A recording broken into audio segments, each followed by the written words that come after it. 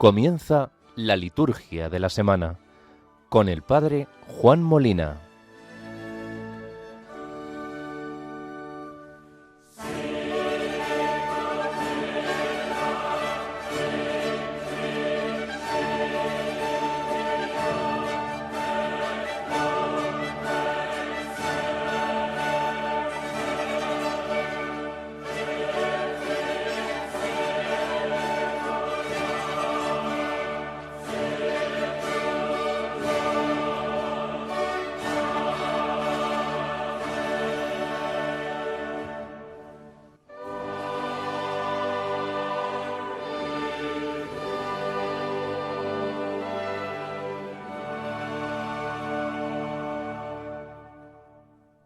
Muy buenas noches, familia. De nuevo nos encontramos como cada semana en este programa dedicado a la liturgia. La liturgia de la semana. Quien les habla, Juan Molina. Y hoy vamos a hablar de la liturgia que nos depara el quinto domingo del tiempo ordinario y, por lo tanto, esta quinta semana del tiempo ordinario. Teniendo en cuenta, además, que este domingo estamos invitados a profundizar en la Jornada Mundial contra el Hambre y que todos los años nos la ofrecen Manos Unidas. En esta ocasión el lema de la jornada adquiere la fuerza de esa invitación porque fijaos que el lema declara la guerra al hambre. El lema se inspira en unas palabras del Papa Francisco precisamente cuando nos animó con valentía y determinación a usar los recursos disponibles para ayudar a los necesitados a combatir el hambre y a promover iniciativas que impulsen al desarrollo. Esas son las armas de la paz, como dijo el Papa Francisco en su día. Por lo tanto, se denuncia una realidad en la que se encuentran millones de personas, la pobreza, en todas sus formas. Sigue, por desgracia, acuciando la conciencia de la humanidad porque muchas veces parece que miramos para otro lado. Las urgencias de combatir el hambre y la desigualdad se vuelven especialmente relevantes en un contexto del Año Internacional de los Voluntarios para el Desarrollo Sostenible, que precisamente fue proclamado por Naciones Unidas. Se hace una invitación a la acción solidaria y a la financiación también de proyectos contra el hambre en el mundo. Seguramente en vuestras diócesis respectivas, en vuestros arciprestazgos respectivos, estaréis apoyando alguno de los distintos proyectos que Manos Unidas nos ofrece para financiar. Al final, fijaos que toda la palabra de Dios de este quinto domingo del tiempo ordinario nos invita a precisamente esto. La interpelación que nos va a hacer el Evangelio de Mateo, que somos luz en el mundo, sal en la tierra, es clara. Son dos imágenes bien expresivas, cargadas de profundidad, que ser sal y ser luz son dos grandes metáforas bíblicas. ¿Para qué? Pues para animarnos a influir positivamente en el mundo, es decir, que nuestra fe no se quede así en el aire o en algo intimista entre Dios y yo y Dios, sino que es una doble interpelación evangélica que nos ayuda a comprender y a asumir nuestro compromiso con la campaña, en este caso, que en este domingo la Iglesia, a través de Manos Unidas, quiere hacer en favor de los más desfavorecidos de este mundo y cuya dignidad, por desgracia, todavía aún se ve violentamente pisoteada.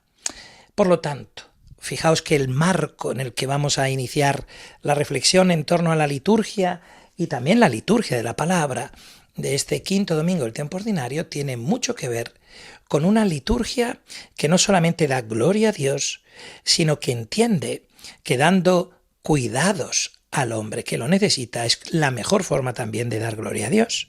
Se nos va a abrir esa puerta o esa ventana, esa dimensión de una cruz, permitidme que use este ejemplo, que tiene dos palos, uno vertical y otro horizontal. Y esa es la dinámica continua de la fe. Dar gloria a Dios y buscar la santificación de los hombres. Y no puede haber santificación de los hombres si no hay una dignidad respetada en los hombres. Por eso la Iglesia tiene como encomienda el cuidado y la atención de los más desfavorecidos. Y de eso nos va a hablar también, como digo, la liturgia de este quinto domingo del tiempo ordinario. como es costumbre, vamos a iniciar entonces este programa poniéndolo en manos del Señor. ¿Y cómo lo hacemos? Pues con la oración colecta de este quinto domingo del tiempo ordinario. Así que la escuchamos.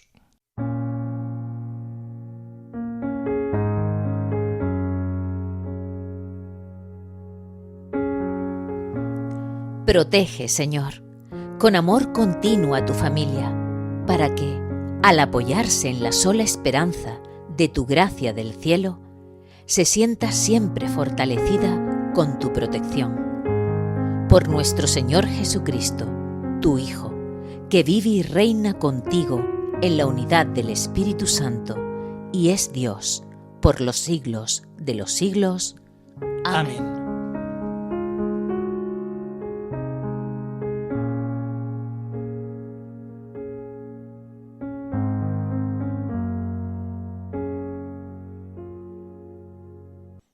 Ya sabéis que una de las partes que a mí particularmente me gusta mucho dedicar en el programa, en la primera parte, digamos, del programa, es la lectura y la reflexión de la eucología, es decir, de las oraciones que nos ofrece la liturgia cada domingo.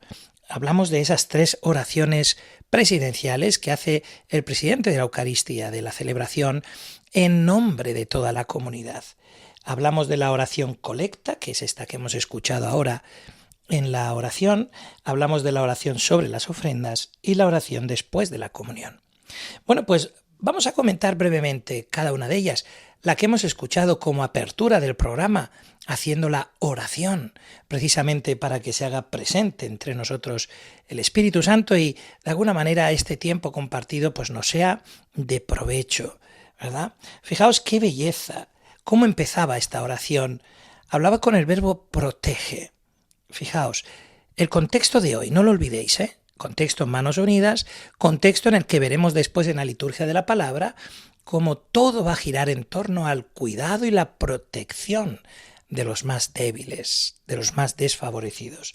Entonces, fijaos cómo la liturgia ya en la primera oración colecta nos está diciendo que le pedimos al Padre que proteja con amor continuo a su familia.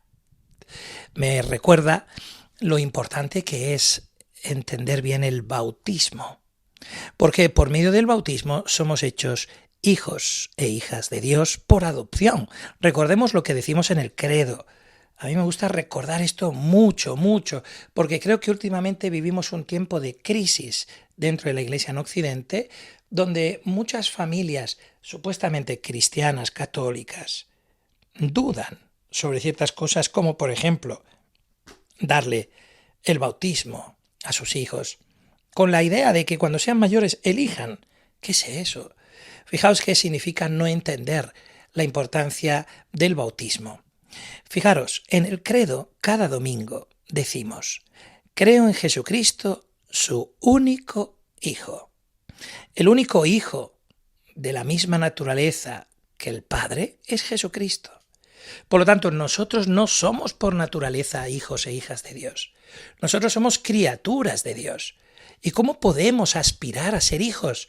Únicamente por medio del bautismo, donde somos injertados en Cristo. Y al ser injertados con Él, hijo con mayúsculas, los hijos con minúsculas que somos hijos de adopción, podemos llamar a Dios Padre. Y entramos a formar parte de la familia de Dios. Por eso Jesús a sus discípulos les enseñó esa oración que nosotros domingo tras domingo rezamos juntos. Padre nuestro que estás en el cielo. Al decir Padre nuestro, reconociendo quién es Dios, nuestro Padre. Al decir que Dios es Padre, yo estoy reconociendo quién soy yo, su Hijo. Y al decir nuestro, estamos reconociendo la fraternidad que nos une a los bautizados, porque hemos sido hechos hijos de adopción del mismo Padre que es Dios. Por lo tanto, fijaos en esta oración colecta ya la importancia que tiene la primera frase: protege, Señor, con amor continuo a tu familia. ¿Te has parado a pensar que formas parte de la familia del Rey de Reyes? ¿Te has parado a pensar que formas parte de la familia de Dios? Y que por lo tanto ojito con esto. Hay aquí también una invitación al compromiso. Porque cuando entramos a formar parte de una familia, lo que nosotros hagamos también salpica a la familia, para bien y para mal. Por eso pedimos a Dios su protección y le decimos: protege, Señor, con amor continuo a tu familia. ¿Para qué? ¿Para qué le pedimos esa protección? Para que al apoyarse en la sola esperanza de tu gracia del cielo, ojo a esta frase, es decir, que nuestro apoyo es la esperanza en la gracia que nos viene del cielo. Y creo que es muy importante entender la diferencia entre ilusión y esperanza. Yo puedo tener ilusión de que me toque la lotería, pero no la esperanza. ¿Por qué? Porque no hay fundamento sobre el cual yo pueda cimentar esa espera. La esperanza se cimienta sobre un fundamento, sobre un cimiento, si me permitís la redundancia. Sin embargo, la ilusión no. Yo puedo tener ilusión en ser astronauta, ¿me explico? Pero la ilusión no se fundamenta nada más que en la suerte o en que si todo se cuadra y parece que todo se ponga en su sitio, me favorezca. Pero no, la esperanza es una virtud teologal, ¿os acordáis, no? Fe, esperanza y caridad, no es la ilusión. La ilusión no es ninguna virtud. ¿De acuerdo? Nosotros podemos tener muchas ilusiones en el mundo. Yo, por ejemplo, perdonad, esto es un ejemplo muy tonto, pero bueno, nos puede servir para entenderlo. Yo, por ejemplo, desde jovencito tenía la ilusión de tener una Harley Davidson. Y gracias al Padre, que todo lo puede, maravilloso, y no le dejaré de dar gracias, he llegado a tener en mi vida esa ilusión hecha realidad. Ahora no la tengo. Pero ya no tengo tanta ilusión en tener la otra, ¿no? Ya la tuve, la disfruté y ya está bien. Pero veis, eso es una ilusión. Sin embargo, yo tengo la esperanza puesta en la misericordia de Dios. ¿Por qué? Porque tengo un fundamento, que es la palabra de Dios, su revelación, donde se nos ha dicho que Dios viene a por los pecadores, a por los enfermos, y que su misericordia es eterna. Y ese cimiento me da fortaleza y confianza para tener esperanza. Por lo tanto, cuando en esta oración colecta hemos dicho que nos apoyemos en la sola esperanza de tu gracia del cielo, fijaos cómo sigue: se sienta siempre fortalecida con tu protección. Vamos a leerla seguida un momento otra vez para que veamos y comprendamos bien la oración. Protege, Señor, con amor continuo a tu familia, para que al apoyarse en la sola esperanza de tu gracia del cielo, se sienta siempre fortalecida con tu protección. Dicho de otra manera, aunque está clarísimo así, nosotros entendemos de manera perfecta el sentido de la teología sacramental, que es lo que estamos recordando cada semana en este programa de la liturgia de la semana, recordando el valor, la importancia, el fundamento que tiene la liturgia de la Iglesia. ¿Por qué? Porque ahí están esos cimientos sobre los que nuestra fe está bien asentada. Por eso, cuando en la Eucaristía es la Iglesia la que está orando al Padre, unida, esta oración la hacemos en todo el mundo, la misma oración, el mismo clamor, confiando en la gracia que nos viene del cielo. Pero ¿cómo nos viene la gracia del cielo? Familia, por medio de los sacramentos. Son los sacramentos los canales que Jesucristo eligió para llenar a su cuerpo, que es la Iglesia, de la gracia que viene del cielo y que necesitamos para seguir caminando hacia la santidad. Sin la gracia de Dios estamos más perdidos. Sin la gracia de Dios dependeríamos de nuestras únicas fuerzas, y nuestras fuerzas son limitadísimas. Por lo tanto, esta confianza en la protección continua de Dios a su Iglesia, a su familia, entendiendo que ¿cómo le llega esa protección? Por medio de la gracia que recibimos en cada sacramento. Por eso, familia, qué bueno recordar por qué los católicos nos casamos bajo ese sacramento del matrimonio. Porque al ser un sacramento, es Dios el que tiene una alianza con los esposos, prometiéndoles la gracia del sacramento.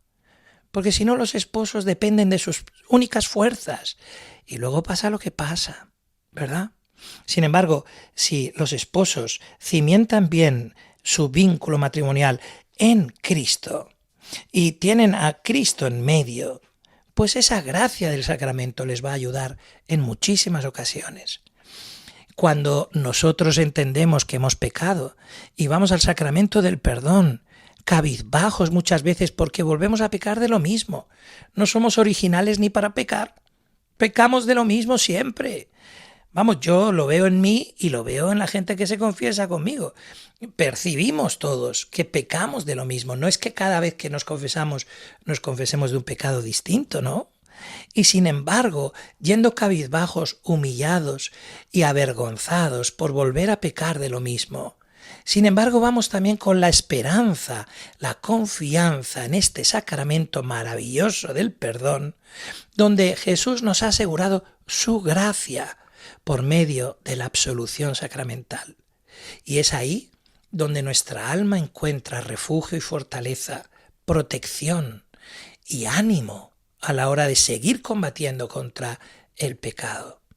Pero es que sin el sacramento del perdón no nos llegaría nunca esa gracia que necesitamos, con lo cual, ¿qué ocurre? Tantos católicos que han abandonado el sacramento del perdón. Y así nos va, que incluso llegamos a perder el sentido, la conciencia de pecado. Es como que nuestra alma se anestesia y llega un momento en que esa anestesia espiritual hace que uno no sienta el dolor de los pecados. ¿Os acordáis los 5 pasos, verdad? Examen de conciencia que me lleva al dolor de los pecados con un propósito de enmienda para poder confesar mis pecados y recibir la medicina, la penitencia, que me sane de las consecuencias del pecado en mi vida. Bueno, pues sin la gracia de Dios, ¿cómo vamos a sentir ese dolor de los pecados? ¿Cómo vamos a poder tener cierta confianza en el propósito de enmienda? Imposible. Es la gracia de Dios la que nos protege y nos fortalece. Qué belleza, ¿verdad? Qué belleza la oración colecta de este 5º domingo del tiempo ordinario.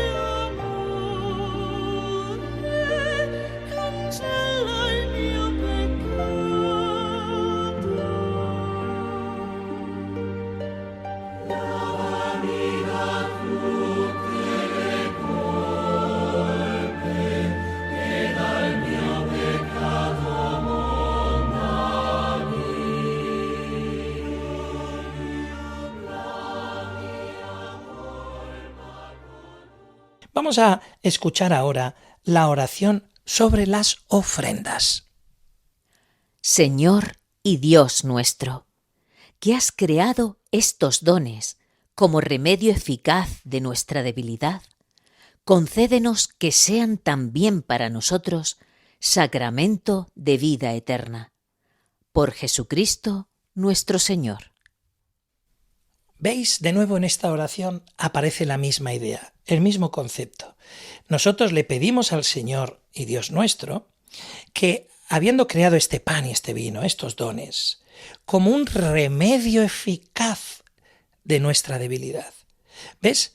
Estamos reconociendo, somos débiles, metemos la pata, nos equivocamos, Muchas veces tiramos la toalla, nos desanimamos, es decir, que nuestra alma se desnuda, se queda frágil, se queda sin arma, un arma espiritual para seguir combatiendo. Por lo tanto, ante el desánimo que produce nuestra debilidad, lo que le estamos diciendo en las ofrendas es que estos dones de pan y vino que se van a transformar en el cuerpo y la sangre de Cristo son remedio eficaz contra esa debilidad. Oye, tú vas al médico y te dicen, madre mía, tiene usted una anemia de caballo, necesita tomarse hierro. O mire usted, le falta la vitamina B12 o no sé, la vitamina tal, porque sin esa vitamina usted no rinde, usted está cansado todo el día, usted tal. Entonces tú necesitas un remedio eficaz para pasar de la debilidad a la fortaleza. Bueno, pues fíjate, lo que estamos diciendo en esta oración sobre las ofrendas es reafirmar lo que hemos dicho antes sobre la colecta, que este sacramento del pan y el vino, el sacramento de la Eucaristía, es un remedio eficaz donde, y dice, concédenos que sean también para nosotros sacramento de vida eterna, donde ese pan y ese vino transformados en el cuerpo y la sangre de Cristo, al ser sacramento, nos regala la capacidad de aspirar a las cosas del cielo, de aspirar a la vida eterna. Al final es creer a Jesús. No solamente es creer en Jesús, es creer a Jesús, lo que Él nos ha dicho en el Evangelio. ¿Os acordáis? El que come mi carne y bebe mi sangre tiene vida eterna, y yo lo resucitaré en el último día. ¿Os acordáis? Bueno, pues esto es la promesa que se cumple domingo tras domingo, cada vez que vamos a celebrar la Santa Misa. Ahí es nada. Vamos entonces a escuchar también la tercera y última oración, que es la oración después de la comunión. Oh Dios, que has querido hacernos partícipes de un mismo pan y de un mismo cáliz, concédenos vivir de tal modo que, unidos en Cristo, fructifiquemos con gozo para la salvación del mundo. Por Jesucristo nuestro Señor. Fijaos, siempre las oraciones post-comunio, la de después de la comunión, nos nace el agradecimiento. De hecho, no olvidéis que Eucaristía en griego significa la acción de gracias. Entonces, ¿qué es lo que pasa después de la comunión? Que nuestra alma tiene el deseo, la necesidad de agradecer. Por eso en esta oración hemos dicho, tú que has querido hacernos partícipes de esta Eucaristía, diciendo de un mismo pan y de un mismo cáliz, concédenos ahora, después de haber alimentado el alma con estos dones, concédenos vivir de tal modo que, es decir, hay una consecuencia. La gracia que recibimos en el sacramento se traduce en una consecuencia real, concreta en nuestra vida. ¿En qué? En que sepamos vivir de tal modo que siempre unidos en Cristo, ¿veis? Siempre los sacramentos mantienen la comunión con el Hijo con mayúsculas. Y sólo así podemos fructificar con gozo para la salvación del mundo. ¿Os acordáis aquella parábola? Cuando Jesús dice, yo soy la vid, vosotros los sarmientos. Igual que los sarmientos no pueden dar frutos si no están unidos a la vid, tampoco vosotros. ¿Qué os creéis? Bueno, esto último lo añado yo. ¿Qué os creéis? Pues lo mismo aquí. ¿Cuándo daremos frutos con gozo para la salvación del mundo? Cuando nosotros seamos los primeros que, unidos en Cristo por medio de los sacramentos, seamos testigos en medio del mundo del gozo de lo que significa ser hijo e hija de Dios. ¿Me explico? Fijaos tú la belleza y la profundidad que tienen estas tres oraciones presidenciales de este quinto domingo del tiempo ordinario. Una belleza tremenda. Así que nada, vamos a adentrarnos ahora en la segunda parte del programa. Damos la bienvenida a nuestras grandes colaboradoras, a Asunción, a Chus y a Ana Socorro. Muchísimas gracias porque con vuestras lecturas nos ayudáis también a escuchar con atención esa palabra dada por Dios para su pueblo, para su familia, para su iglesia. Así que sin más dilación, por favor, vamos a comenzar escuchando la palabra. Chus, cuando quieras nos lees al profeta Isaías, primera lectura de hoy, luego lo comentaremos, escucharemos el Salmo cantado y después iremos ya con la segunda lectura que nos leerá Asunción y acabaremos con el Evangelio que nos lee Ana Socorro. ¿De acuerdo? Vamos comentando las lecturas. Tu palabra, Señor, es mi delicia. Yo la guardo en mi corazón. Tu palabra me instruye y me guía siempre por la senda de tu amor.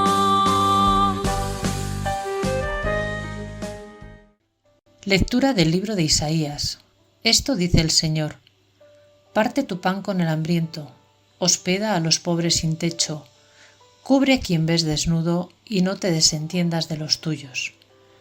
Entonces surgirá tu luz como la aurora, enseguida se curarán tus heridas, ante ti marchará la justicia, detrás de ti la gloria del Señor. Entonces clamarás al Señor y te responderá, pedirás ayuda y te dirá: aquí estoy. Cuando alejes de ti la opresión, el dedo acusador y la calumnia, cuando ofrezcas al hambriento de lo tuyo y sacies al alma afligida, brillará tu luz en las tinieblas, tu oscuridad como el mediodía. Palabra de Dios. Preciosa esta lectura del profeta Isaías, que fijaros que estamos en el capítulo 58. Solamente a modo de recordatorio de este libro profético, es el más largo de todos, tiene 66 capítulos, y recordemos que según los estudiosos de la palabra, este libro que nosotros llamamos del profeta Isaías, en realidad parece ser que está construido por medio de 3 bloques. Un primer bloque que iría del capítulo 1 al capítulo 39, y que prácticamente lo podemos ubicar en el tiempo en el que el profeta está avisando a su pueblo de lo que está por llegar como castigo y corrección a un pueblo que ha abandonado la alianza. Y por lo tanto están siendo todo oráculos de aviso al pueblo de Israel que lo que está por llegar, que viene Babilonia y que vamos a caer en manos de los babilonios, de un imperio que va a someter al pueblo. Y eso es lo que ocurre desde el capítulo 1 al capítulo 39. Después tendríamos esa segunda parte que va del capítulo 40 al capítulo 55, lo que llamaríamos el Deutero Isaías, que estaría durante el exilio. La misión que tiene este segundo profeta este segundo autor, es el de acompañar y animar al pueblo de Israel que está en el cautiverio de Babilonia. Durante ese exilio, esos capítulos sirven de ánimo, de esperanza a un pueblo que sigue cautivo. Y luego llegaríamos al tercer Isaías o el trito Isaías, que iría del capítulo 56 al 66, que es obviamente, por lógica, si la primera sección era antes del exilio, la segunda sección es durante el exilio, pues ¿cuál va a ser la tercera sección? Después del exilio, efectivamente, cuando ya el pueblo de Israel regresa a casa y se encuentra con un país devastado, y ahí es en ese contexto de pobreza, en ese contexto de miseria, de destrucción, que la misión del tercer Isaías es la de animar al pueblo a reconstruir el templo, a reconstruir los hogares del pueblo elegido por Dios, el pueblo de Israel. Por eso es capítulo 58 dentro del tercer Isaías, que iba del 56 al 66. Y es en ese contexto en el que encontramos un pasaje que está muy en sintonía con lo que hemos dicho que estamos celebrando en este quinto domingo del tiempo ordinario, Manos Unidas. Fijaos cómo empezaba el texto. Parte tu pan con el hambriento, hospeda a los pobres sin techo, cubre a quien ves desnudo y no te desentiendas de los tuyos. Toda la primera lectura es una invitación continua a la solidaridad, a la fraternidad, al compromiso, al remar todos juntos en la misma dirección, a sentirnos parte de un pueblo que camina en el mismo barco. Y esa es la idea también de la fiesta de Manos Unidas, entender que uniendo nuestras manos estamos combatiendo, luchando contra el hambre. Interesante, ¿que sí? Bueno, pues esto es lo que nos decía el profeta Isaías, claramente en sintonía, como digo, con la fiesta de Manos Unidas. Como respuesta a la primera lectura, pues vamos con el Salmo 111. La respuesta será que el justo brilla en las tinieblas como una luz. Tiene mucho que ver también con lo que vamos a escuchar después en el Evangelio, esa invitación a ser sal y luz. Pero ¿cómo podemos ser luz en medio del mundo?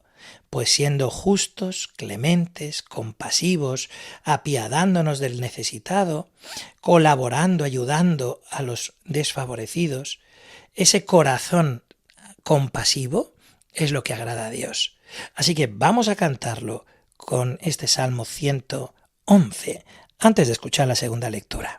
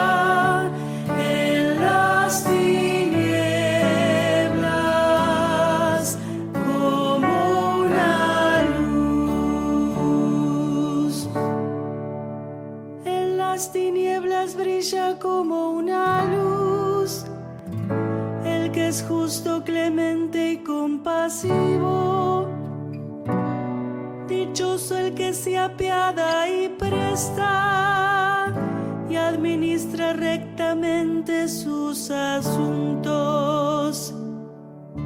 El justo brilla en las tinieblas como una luz. El justo jamás vacilará, su recuerdo será perpetuo. No temerá las malas noticias, su corazón está firme en el Señor. El justo brilla en las tinieblas como una luz. Su corazón está seguro sin temor, reparte limosna a los pobres. Su caridad es constante sin falta y alzará la frente con dignidad. El justo brilla en las tinieblas como una luz.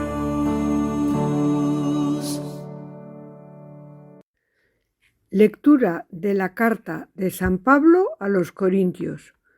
Yo mismo, hermanos, cuando vine a vosotros a anunciaros el misterio de Dios, no lo hice con sublime elocuencia o sabiduría, pues nunca entre vosotros me precié de saber cosa alguna, sino a Jesucristo, y éste crucificado. También yo me presenté a vosotros débil y temblando de miedo.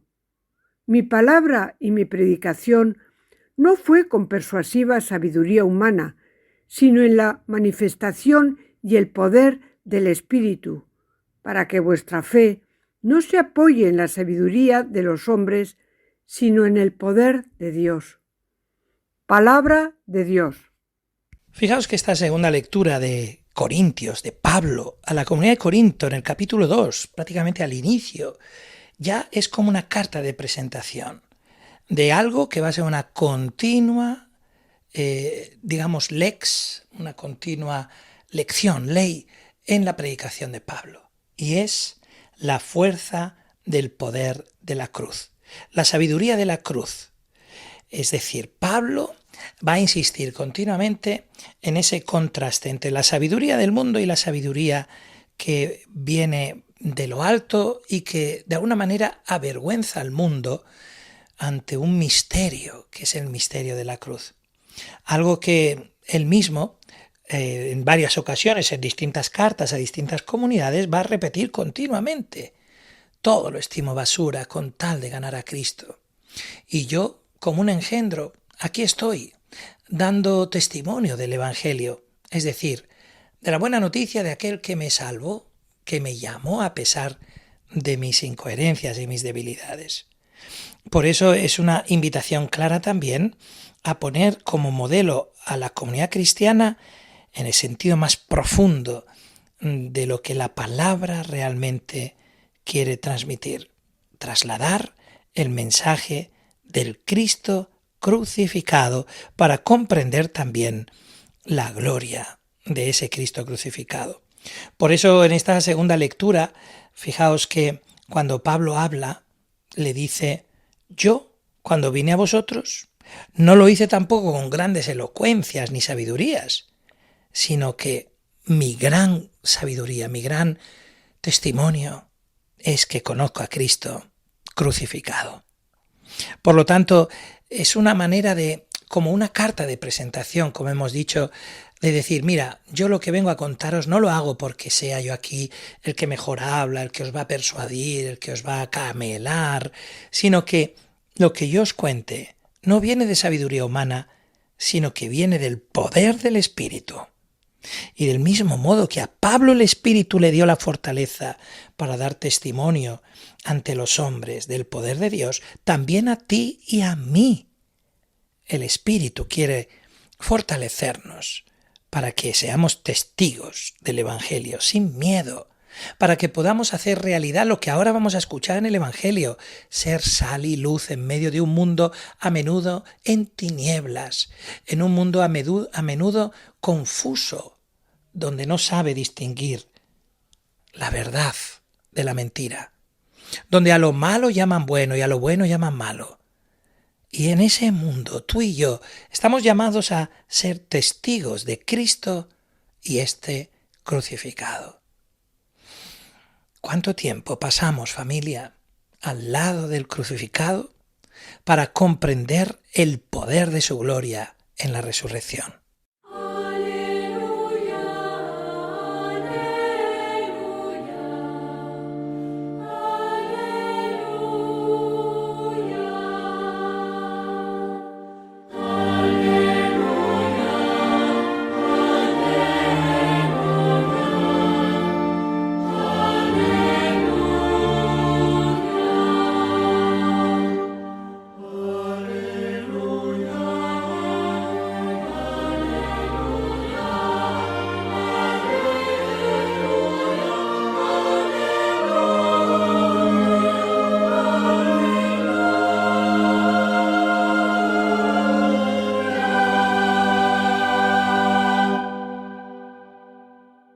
Del Evangelio según San Mateo.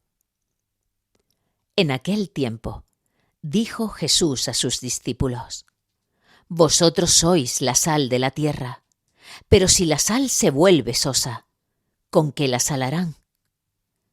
No sirve más que para tirarla fuera y que la pise la gente. Vosotros sois la luz del mundo.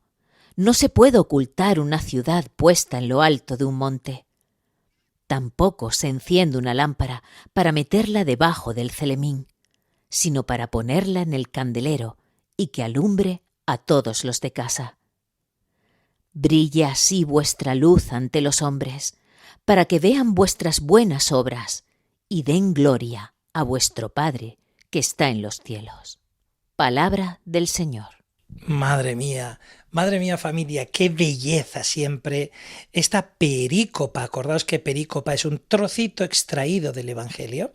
Pues esta perícopa que de la sal y la luz la tienen los tres sinópticos, pero muy interesante, si hiciéramos un estudio exegético veríamos que cada uno de los evangelistas la coloca en un contexto distinto. Nosotros en este ciclo estamos proclamando el Evangelio según Mateo, y Mateo ubica esta perícopa justo al finalizar las bienaventuranzas. Es como queriendo enfatizar, así como las bienaventuranzas definen un proyecto de vida del cristiano, cómo debe de ser un cristiano, no sé si decir por dentro, es decir, qué es lo que da fundamento y cimiento a los principios de alguien que quiera vivir como cristiano. Esta perícopa final lo que nos viene a remarcar es que si vivimos así, es entonces cuando seremos sal y luz en medio del mundo. Es decir, si vivimos bienaventurados. Y fijaos, hay en griego hay dos palabras que distinguen el concepto de felicidad. ¿De acuerdo? Lo digo porque en la traducción griega la palabra bienaventurado es distinto de la palabra feliz. La palabra feliz viene a ser una palabra que hace referencia a las cosas de este mundo, digamos a los bienes, a las bendiciones que recibimos en el mundo, ¿no? Porque son cosas que o bien hemos ganado con nuestro esfuerzo o como algo de fortuna, suerte que hemos tenido en la vida. Y de alguna manera es la felicidad, digamos, más mundana o material.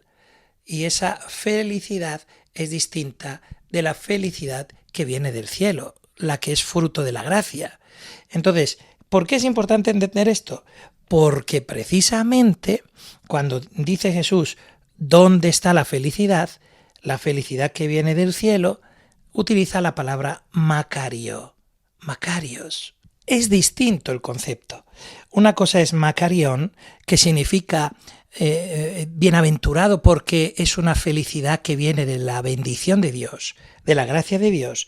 Y la otra palabra que utilizan los griegos es eudaimonía, que viene precisamente del prefijo eu, que significa bueno, y daimon, que significa espíritu, buena fortuna. ¿De acuerdo?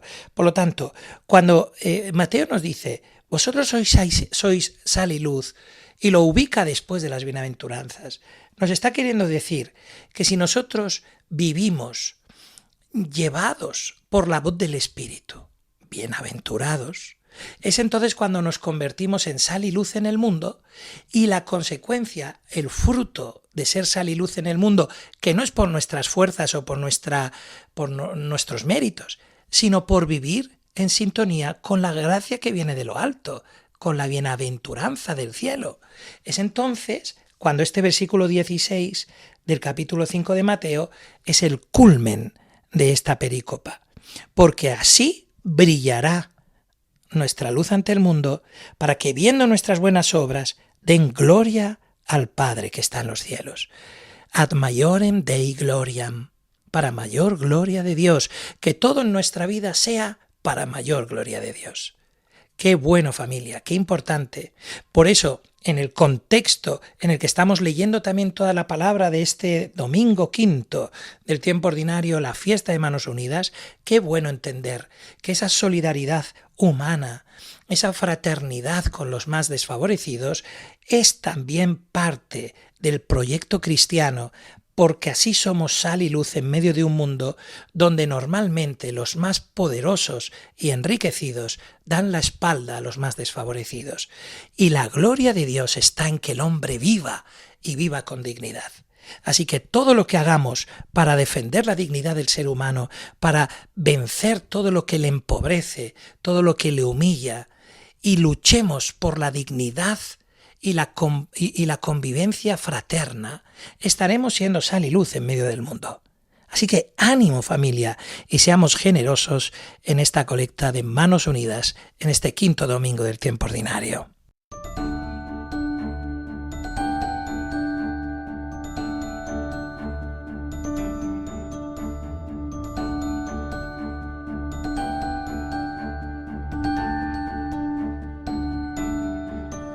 Respondiendo el rey les dirá: de cierto os digo que en cuanto lo hicisteis a uno de estos mis hermanos más pequeños, a mí lo hicisteis. Y respondiendo el rey les dirá: de cierto os digo que en cuanto lo hicisteis a uno de estos mis hermanos más pequeños, a mí lo hicisteis.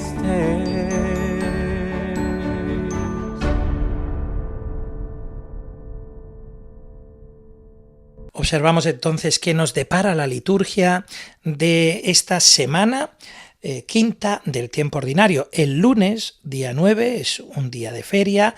Estamos dentro la liturgia de las horas, estamos dentro de la primera semana de Salterio. Me parece súper interesante que en la lectura del oficio de lectura, podremos leer, que es precioso, el breviloquio de San Buenaventura Obispo, que era sobre este tema. Del conocimiento de Jesucristo dimana la comprensión de toda la Sagrada Escritura. Os recomiendo que no os lo perdáis.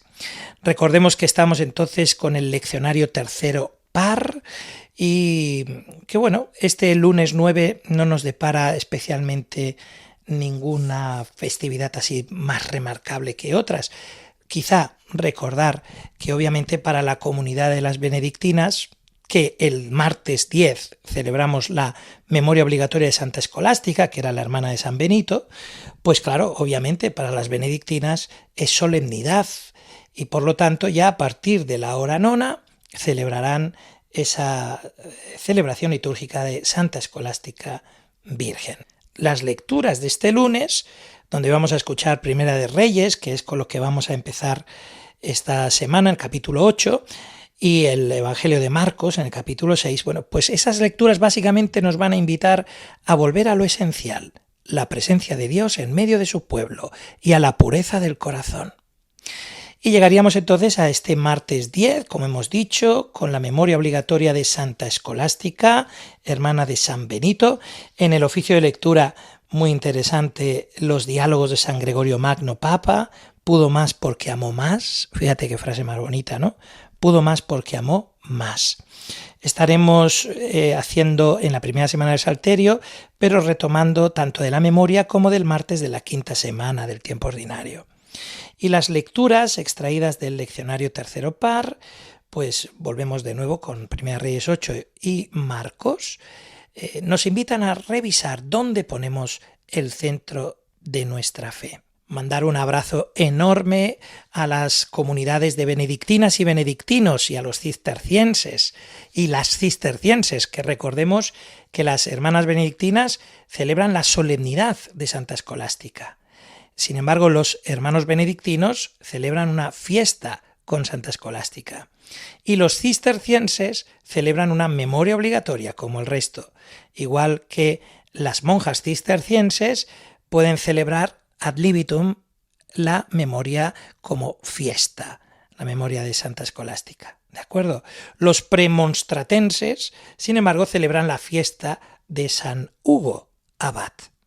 Y llegamos así al miércoles 11 de febrero, que seguramente para muchos es muy conocido este día porque celebramos la memoria libre de la bienaventurada Virgen María de Lourdes.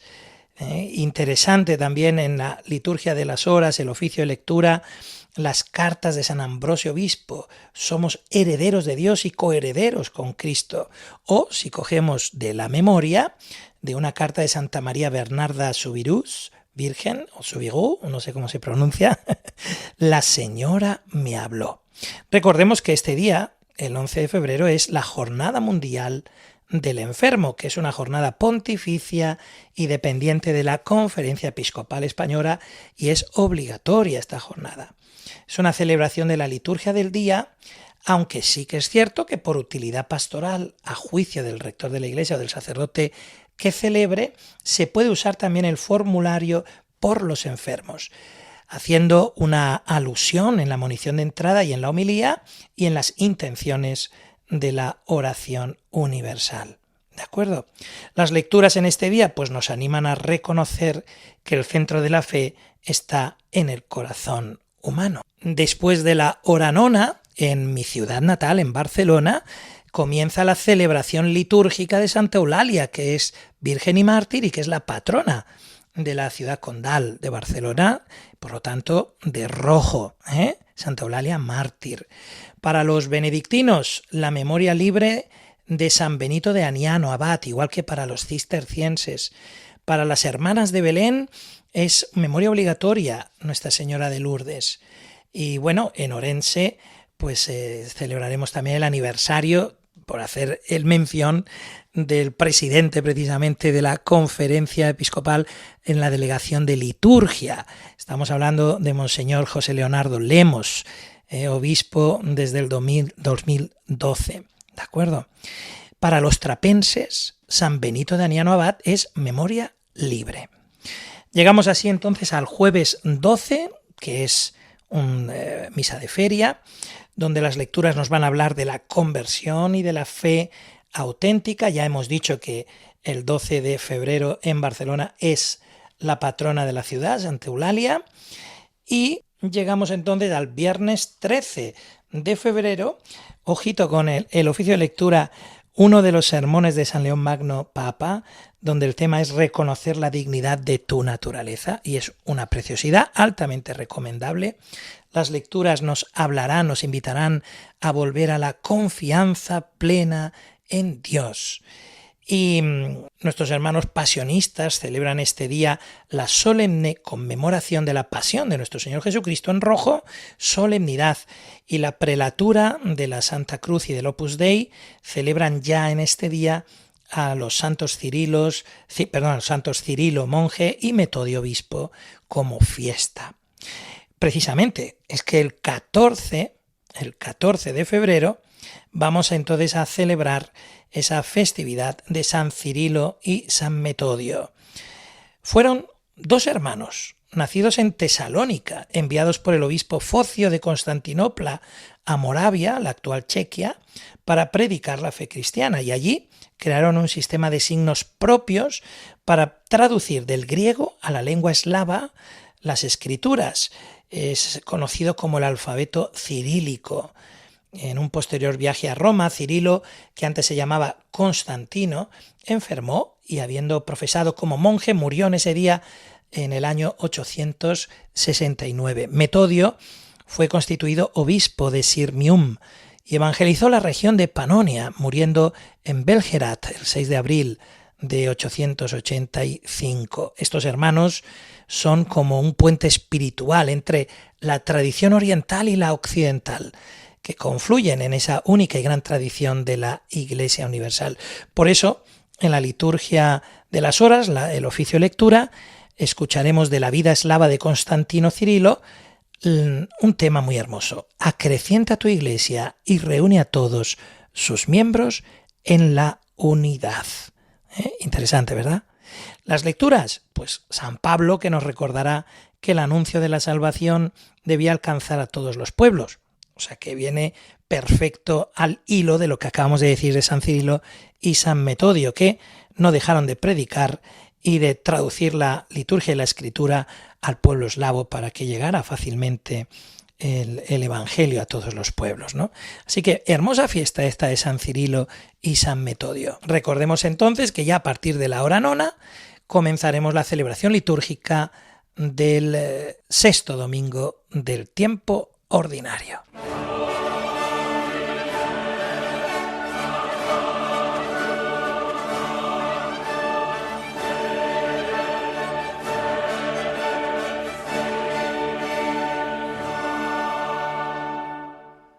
Han escuchado la liturgia de la semana con el padre Juan Molina.